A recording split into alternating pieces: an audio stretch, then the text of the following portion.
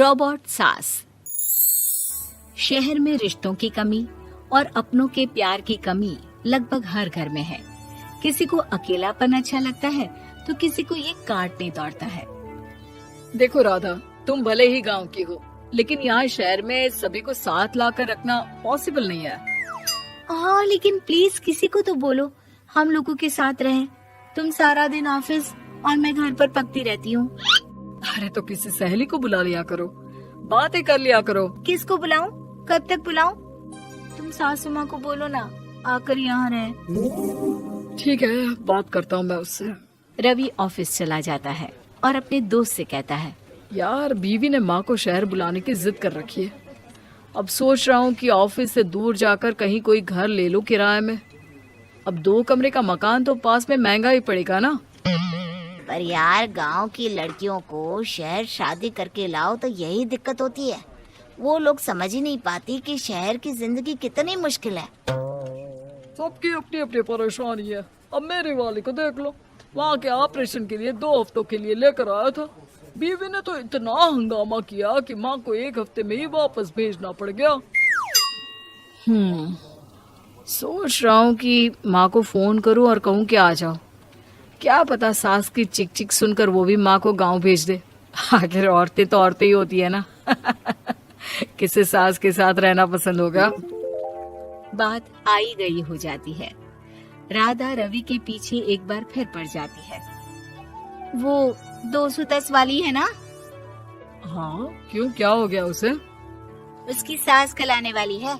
बड़ी खुश थी कि वो अब दिन भर बच्चे को सास के पास रखकर घुमा फिरा करेगी। लेकिन हमारी तो किस्मत ही फूटी है। हमारी सास कब आएगी कि ये सुख हम भी ले सके। देखो, मैं माँ से बात कर लेता हूँ, लेकिन माँ हमेशा के लिए कैसे आएगी? कोई और तरकीब सोचो ना। एक काम करो ना, मुझे गांव छोड़ दो, मैं चली जाती हूँ। कम से कम सास का सुख तो देख लूंगी। लेकिन ऐसा कहाँ हुआ कि कोई सास बहू एक साथ सुख से रहे। रवि तो जानता था सब, लेकिन करता क्या। पर कहते हैं ना, पति का दिमाग है, चलेगा तो सही। एक आइडिया आया है। क्यों ना मैं माँ की शक्ल सूरत का एक रोबोट ला कर दे दूं, जो राधा के साथ बिल्कुल सास वाला व्यवहार करे। मजा ही आ जाएगा। न माँ को लाने की झंझट, न सास बहू की किचकिच। रात को स्विच ऑफ करके अलमारी में पैक। बस फिर क्या था। अगले दिन जैसे ही घर की घंटी बजती है और राधा दरवाजा खोलती है, साथ पे खड़ा होता है रवि और साथ में होती है रवि की माँ यानी कि राधा की सास। माँ जी, मुझे तो मेरी आंख पर विश्वास नहीं हो रहा। कितना अच्छा सरप्राइज है। आइए माँ, आइए। मुझे भी अच्छा लग रहा है। मैं भी खुश हूँ, मैं भी खुश हूँ, मैं भी खुश हूँ। दरअसल रोबोट सास की बैटरी ढीली होने के कारण वो एक वाक्य को रिपीट करने लगती है। माँ जी इतनी खुश है कि बार बार दोहराए जा रही हैं कि खुश है, खुश है। मैं अभी पानी लाती हूँ। राधा पानी लाने जाती है कि पीछे से रवि सास की बैटरी टाइट कर देता है और ऑर्डर का प्रोग्रामिंग ऑन कर देता है। पानी लाओ, चाय लाओ, खाना लाओ, मेरे बाल झाड़ो, मेरे कपड़े धो, मेरी चप्पल कहाँ है, लेकर आओ। अरे ठीक है माँ जी, सब ला रही हूँ। मैं जानती हूँ रवि आपको प्रोग्रामिंग करके लाया ना कि आप मुझे तंग कर दे और मैं आपको जाने को बोल दूँ।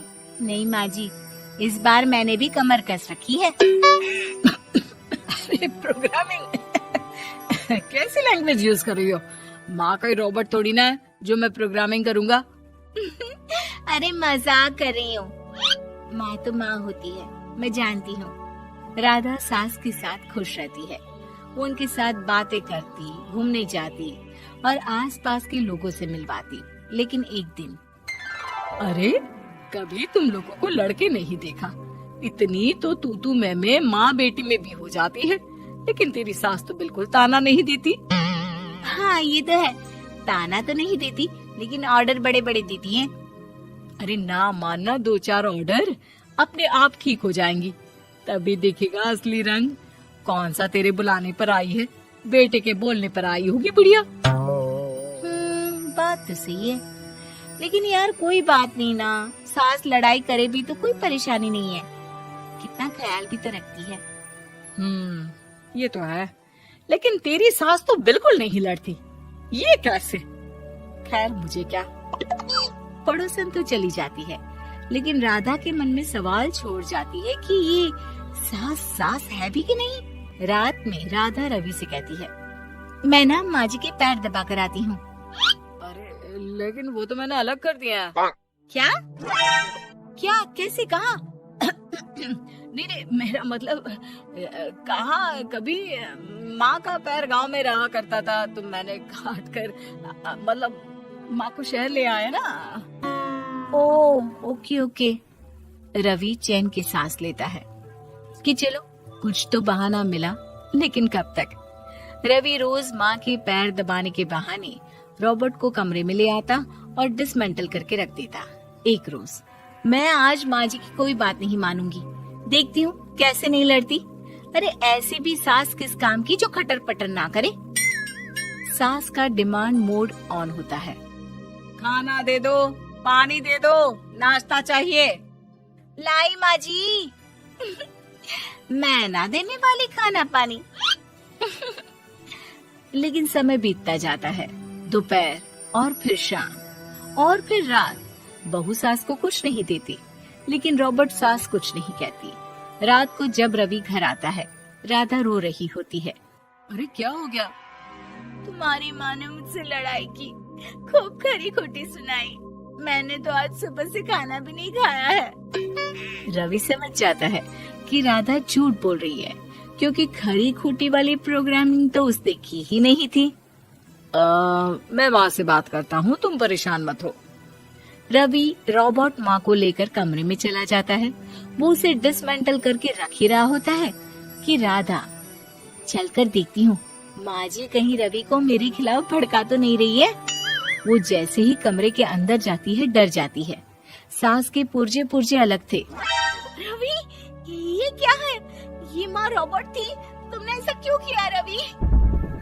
कुछ नहीं राधा, मैंने जितना अपने दोस्तों से सुना था कि शादी के बाद वैसे तो सब ठीक रहता है, लेकिन जब माँ और बीवी लड़ते हैं तो पति का बुरा हाल कर देते हैं। और मैं ना सुकून से रहना चाहता था, बस इसलिए।